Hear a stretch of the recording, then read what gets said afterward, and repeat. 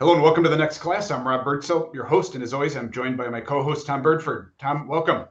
Thanks, Rob. Great to be here. Tom, you're not in your usual office. I have to ask you, No, where I'm are you? in West Virginia today on a little mini break, for the last of summer. But it's been a busy August getting school back up and running, particularly with the teacher shortages, helping schools around the country. So, yeah. Great. Well, we are excited for season 3 of the next class. Can't believe it's been 3 years since we began this, and we're very excited to kick off season 3 with our guest, Governor Jeb Bush. Governor Bush, welcome to the next class. Great being with you guys. So, Jeb, the last time we did this, it was a different world we were living in. We Totally. actually flew down to Florida, and we're in your conference room. And I think it may have been my last trip before the pandemic hit. Yeah, it's the world has changed, some for the worse, and some, great crises always historically have yielded acceleration of really positive trends. One of which I'm very passionate about, just as you guys are, which is empowering parents to make choices for their children in the most important decision they make, which is their child's education. And there's a renaissance going on across the country right now, accelerated by the pandemic and parents' awareness of how their kids were doing. And thank God I live in Florida, where we had a governor that realized that the science suggested that schools should remain open. And it breaks my heart to think of, the whatever 600,000 kids in Los Angeles school district or New York, where political correctness basically forced teachers and students to stay away from the classroom and get sicker.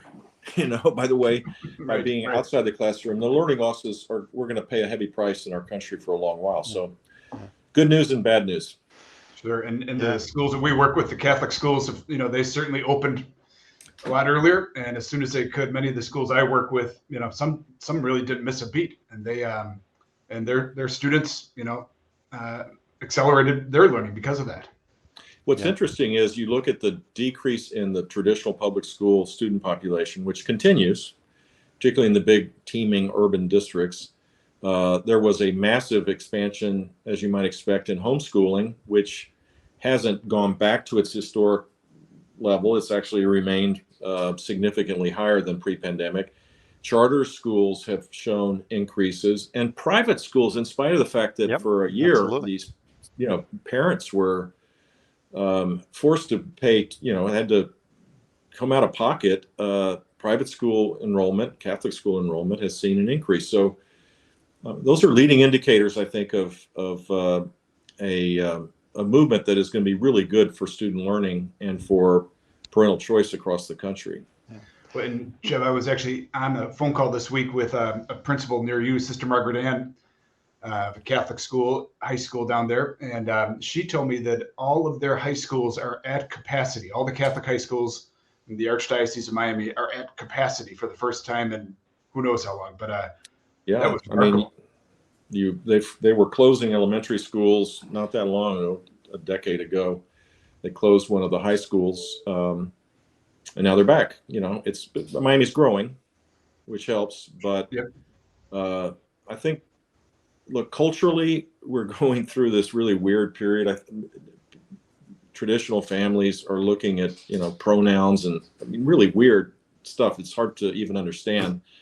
And they want to get back to the basics, and a very faith-oriented, high academic standard kind of education experience has broad appeal these days. Jeb, one of the things that we've talked about on this show before is on this podcast is the difference between remote education, which some schools did during the pandemic, which is really just Zooming teachers into family homes, which didn't work well. Versus proper online education, which is a supplement to what happens in a school in person with an in-person teacher, but uses an online curriculum. And this distinction became clear during the pandemic, and the benefits of online education in addition to in-person education became really true. But you've got quite a lot of experience with online education yourself. Could you tell us a little bit about that, please? Sure. When I was governor, I think we were the first state, and we were first for a while. I remember Bill Bennett was on the board of K-12. Now it's called Strive, and he may have lobbied me. I think that's how it happened. Anyway, we allocated resources from the legislature to have Connections Academy and K-12 come.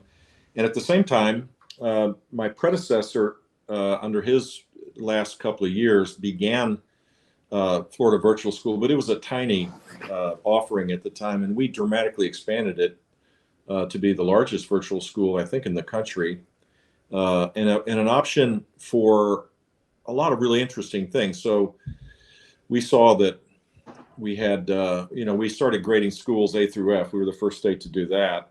And in the A and B schools, many AP classes were available.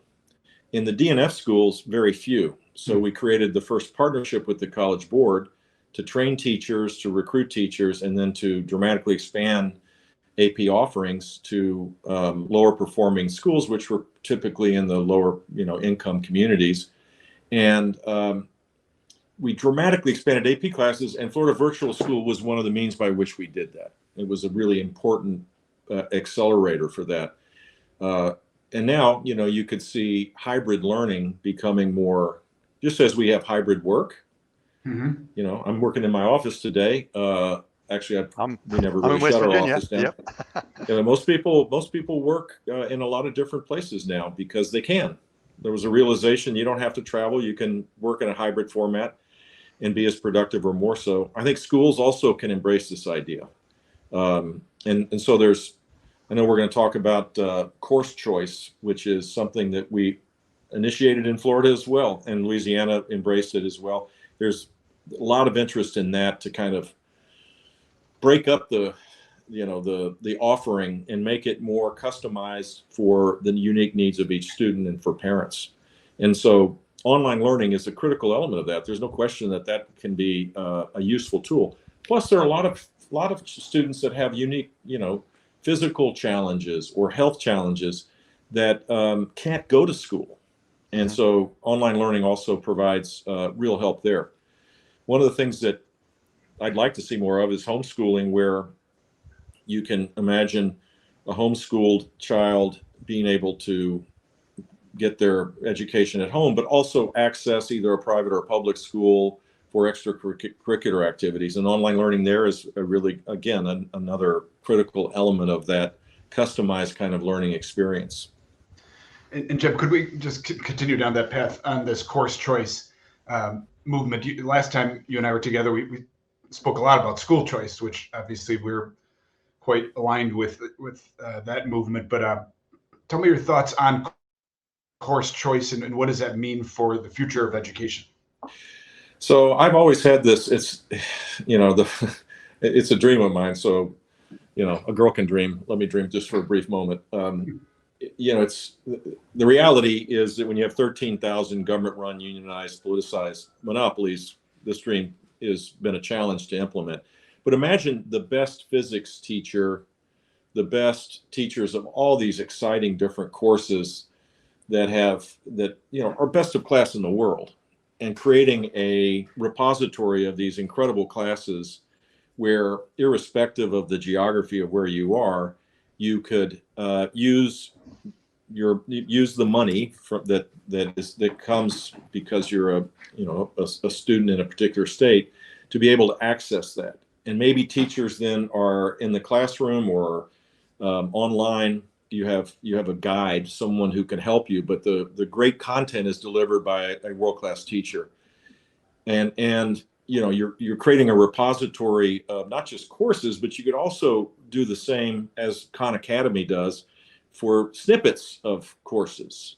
So, and it's monitored in a way that's not government driven, it's not censored, it's not politicized, but you have this offering, and the money following the child will allow that child and that family to access those courses. That ultimately, I think, would accelerate the chance for students to learn at a more accelerated pace. That's my dream. There's a lot of vested interest between that dream becoming true. You got to get the legislature to fund education in a different way. Education savings account ultimately, I think, would be the path forward to make this happen faster. The public school system, believes that the money should be for the system, and so they're always threatened when you're shifting power to parents. They go nuts. Teachers feel threatened by it, but actually, I think the teaching experience could be much more interesting to be a coach, where students are empowered to make more of the learning decisions their own. I mean, that they're learning, and if they have a challenge, the teacher can come help them. This is being done in different parts of the world. The knowledge schools in Sweden have a version of this. There's other places where they're doing this, and I think ultimately this should be one of the offerings for the 74 million students in our K-12 system. On that dream, Jeb, I have a dream also. At the Holocaust Museum here in Chicago, there's an amazing exhibit that George Lucas and the USC Film School did. What they did is they identified a number of survivors of the Holocaust that were still alive. And they went and they interviewed them. And everything they learned from the interview, they went and did a massive research project on. So if you came over on such and such a boat, they went and found any other people on that boat to ask about the experience. You went to this school, they went to see anybody still in that school. And so they learned really everything about this person. They came back and did 8 days of 8-hour interviews with the person, asking all the questions that they now had information about. And they filmed it with 50, 60 different cameras at the person. They would have the same outfit on every day. At the end of the day, they'd change it, have it dry cleaned, and come back and have the same outfit on. And it created a hologram from that. Wow. And you actually went with Father Foley. Father Foley and I went to see this, and you could ask this hologram any question about their life. I mean, you can't ask them like, how'd the Packers do last night? But anything, like, tell me about your father after, he went something, and she would answer. Originally, she would get, it was a woman that Father Foley and I saw, she originally got 75% of the answers right. By the time he and I went, 98% of her answers were correct.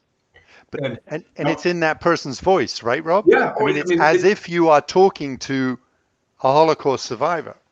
So that's what I heard. This is the meta, formerly known as Facebook, belief that the metaverse is going to be a place where you can work. There'll be productivity increases that we can't imagine, and it'll be for work, for play, for learning, and across the board. There's a virtual reality charter school in Naples, Florida, that has just started this last year, and I think they've got about 800 kids or something, and the technology in this is going to expand dramatically. So, the system, I think, how we educate children should recognize that every child is different and distinct and unique. Every family has different circumstances, and the homogenized model may have worked for a homogenized life, but we don't have that. And it's actually our strength as a nation is this rich diversity, and we should focus on what our shared values are, but we should let 1,000 flowers bloom, and give parents not Mao-like, but good flowers blooming, and give parents choices and make them informed consumers for their children. Give them the information. Don't shut them out and make them kind of blindly make these choices.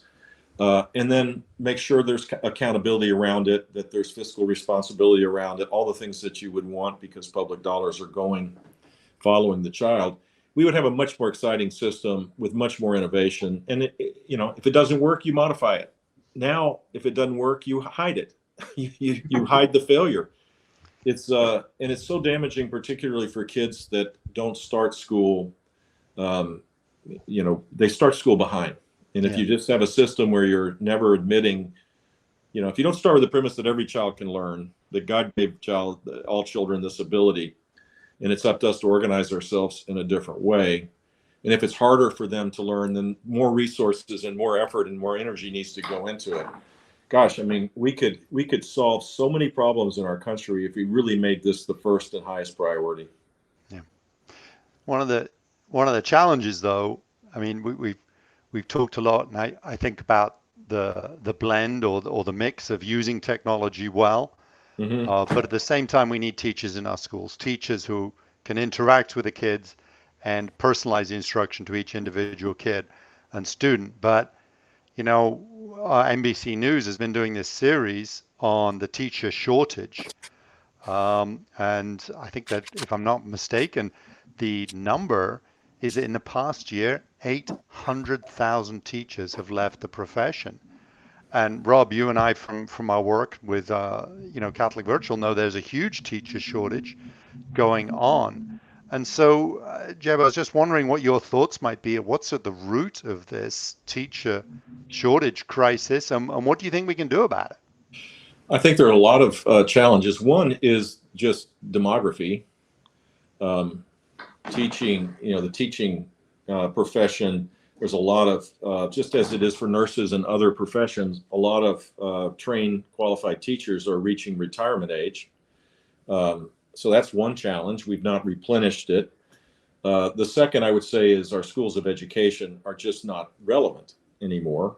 They're teaching, the history of teaching, whatever they're teaching. They're not teaching, the number of teachers that come to the classroom unprepared to deal with classroom management, which is more of a challenge today than it was, or the science of reading. We've had a whole generation of teachers that basically were told that there was no science of reading. There's kind of every person to themselves. I thought it was a momentous event when the New York Times wrote a very critical article on the professor at Columbia that was the leading light for whole language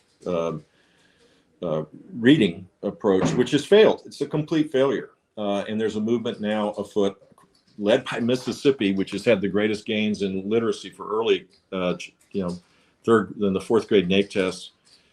They've had lights out improvement because they're focused on the science of reading, and teachers need to be trained on that, and they're not. And so frustration of classrooms, the unprepared nature of teachers, the fact that great teachers are paid, the same as a teacher who's mediocre, and really bad teachers sometimes continue to teach even though they should be removed. That system yields a pretty bad result. Now, how do you solve it? I think we need major reform of our schools of education. States that are leading the way, like Florida and others, there's many others now that look at alternative certification. If you're a subject matter expert because you were an engineer working for Lockheed Martin or something like that, you can easily transfer those skills into the classroom in a public or private setting. And it should be easier to get a certification if you have those skills. States that are really rigid about this because they're dominated by unions don't like that, but that's why we have this shortage.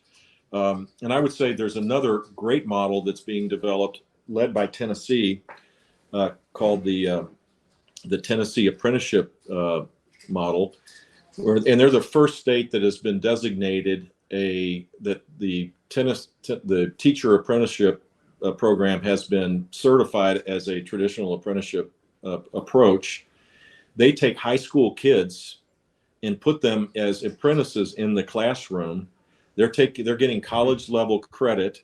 It doesn't cost a penny. They've used the I don't know what there's a fancy word for it, but I call it the bailout money that came from one of the COVID funding initiatives. Yeah. And they create partnerships with the school districts and teacher preparation organizations, both public and private. And it is incredibly popular. And students are getting classroom experience before they become teachers. So all of the barriers that create, this problem of teachers leaving the profession because they're frustrated, many times just out of frustration, they can't, they're having a hard time teaching because they've never been taught how to teach. Those problems go away. And these kids are they're getting paid as apprentices. And so they're not leaving college debt free. I mean, with debt burdens. They're leaving college debt free, and they can immediately start to teach. So a lot of innovations like that, I think, are necessary to deal with this big challenge. Jeb, one of the things we're doing, Tom and I are working on, is for Catholic schools that are facing these teacher shortages, we are finding teachers around the country to serve these schools. So, for example, Cristo Rey Tucson had 3 teacher openings they knew about in April. They advertised and recruited all summer. They had 1 applicant, and she was from the Philippines. So the president called me and said, "Can you help?" So Tom and I met the 3 teachers that are now via Zoom teaching English, theology, and chemistry to Cristo Rey Tucson from Buffalo, Chicago, and New York. And I talked to the president a month in. He said, "It's going so well." I asked the seniors what they thought of the environmental science, not chemistry, environmental science. And he said they were frustrated because the teachers actually calling on them, cold calling and asking them questions. And he said they didn't realize they actually just gave the teacher a shout out. They thought they were. Rob, you may not remember this, Rob, but I gave you an idea, I don't know, 5 years ago, which was Cristo Rey has this network of great schools, and they have great teachers inside those schools. Why not do what I described in the course choice part of our conversation? Take the best, you have shortages, particularly, the teaching shortage gets worse in underserved areas, but it also gets worse in, subject matters that are math and science particularly. Right. So replicate what you just described across the board. Miami just opened this week, finally, the Cristo Rey in Miami. Yeah, and, I saw that. It would be an extraordinary way to deal with teacher shortage, but just improve teacher quality. And you could have coaches inside the schools that could help the students. And Cristo Rey would be perfect because these students are self-starters. They're going to work. Yeah. They're motivated, yeah, and they could learn faster by having. They'll be motivated to learn in that kind of format far better than maybe a traditional, public school. Yeah, no, it's been going great. And you're right. We do. The school does have a classroom coach in there because you got basic classroom management. But it's an interesting idea to do it across the Cristo Rey network to leverage their teachers, especially in the hard to fill places. But we have a school that I've been part of. It's a charter school in Babcock Ranch in Southwest Florida, and they have a similar kind of arrangement where they bring online, they bring content via Zoom or some means into the classroom, and they'll have classes that'll have 50, 60 kids in them, and then they'll break up into work groups and other things. So.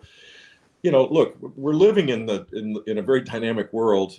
21st century is full of we have more technology, more innovation available to us than we ever had, and we still operate. Most schools still operate as though it's 1950 or 1920 even. I mean, it's pretty absurd if you think about it. Not many parts of our lives have been as stasis as education. Yep. Now we're going to take a brief pause to hear a word from our sponsor, and we'll be right back with Jeb Bush. Catholic Virtual is the trusted online education partner of Catholic schools worldwide. We develop customized online learning solutions to meet the needs of our partner schools and their students. Visit our website at www.catholicvirtual.com to learn more. Now back to the episode. So I think one thing, just to follow up on that last point, is, Rob, you and I have talked about doing language courses where your modern language teacher lives in France or China or wherever. Just such, in one sense, now with technology, that's a no-brainer, and yet it not something that happens particularly well. So, but one final question, Jeb, is just to really talk about the. I mean, we know the pandemic has had a dramatic effect on the world and every aspect of our lives in many ways. And in education, the families chose the best option for their child and were able to do so in many ways through the pandemic. And we've talked about that.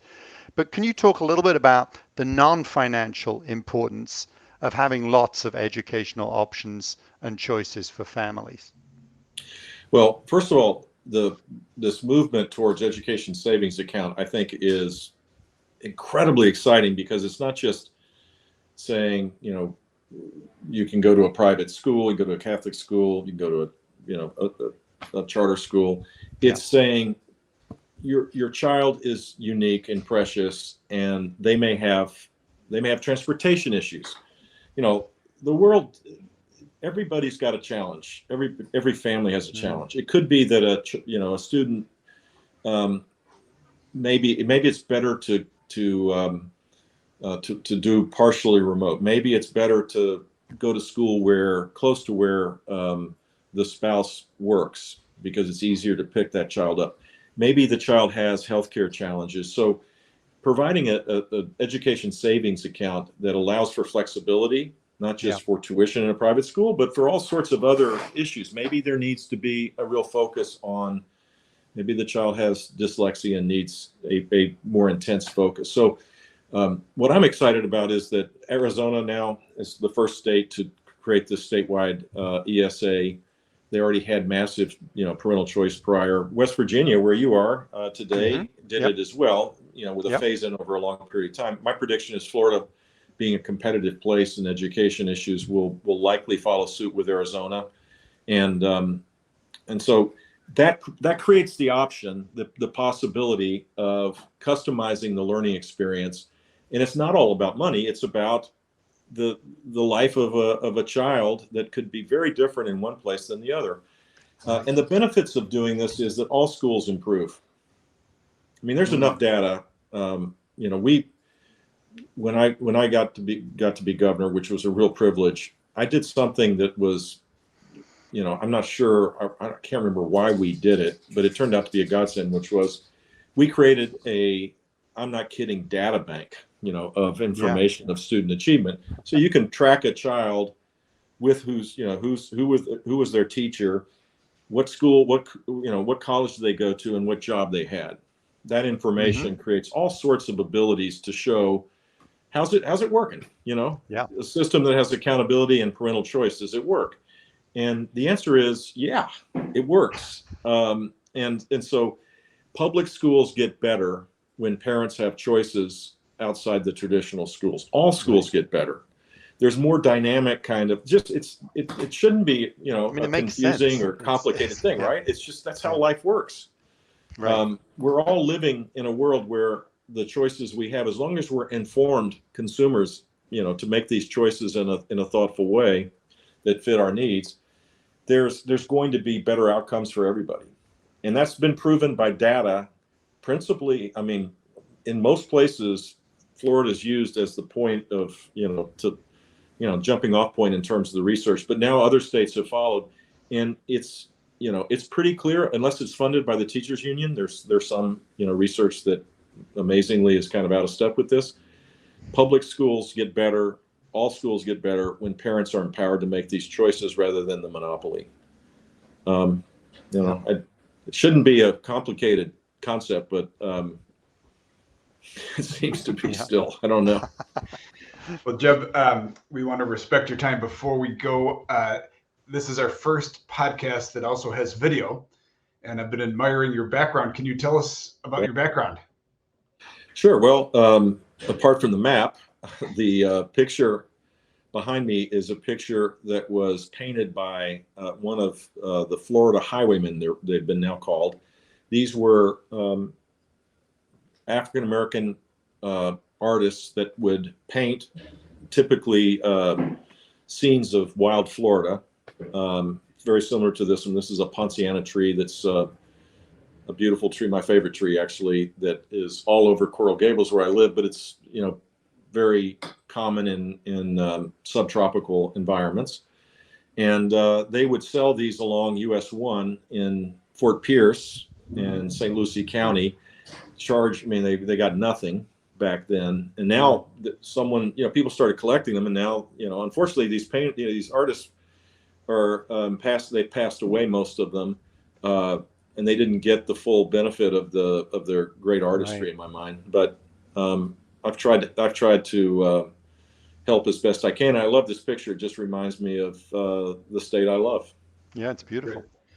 Well, Jeb, as you may recall from, you are the second two-time guest on the podcast. You followed Father Foley, who was the first two-time guest. So I would be offended if he wasn't the first one. I would have canceled my engagement. He's doing well. I told him we were doing this, and he said to say hello to you. He's enjoying retirement over at the Columbia Center with great treatment over there. But if you recall, the last question that we ask every guest is, who was your greatest teacher and why? And you can't, I'm gonna stun you here. You can't say who you did last time, even though it was an amazing answer. I still remember your answer. I can't. I mean, because he was by far and away my best. I would say it was. No, you said it was your mom. Oh, okay. I'll give you that is true. God bless her. She was my first teacher, and if you're looking for moral education, right and wrong education, look people in the eye, give them a firm handshake, say yes sir, no ma'am. Mm-hmm. You also said that she taught you to read, and she was really your inspiration for your love of reading. That's true. I remember reading Zelda the Zebra on a portable little toilet. That's and I was sitting on that toilet.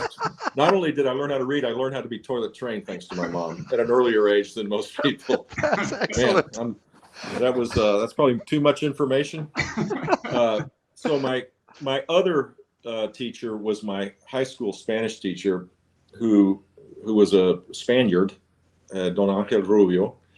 And he taught me and all of his students that we could learn Spanish and we could read far more than we ever thought. I mean, he challenged us. And so, by the end of the year, we were reading the great works of Unamuno, Borges, the great Spanish writers. And, wow. And so that spark helped me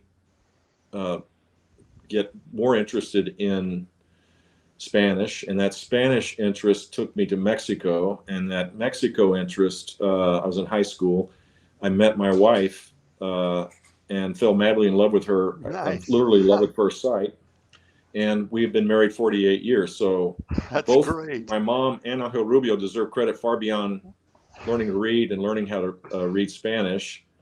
They added tremendous value to my life.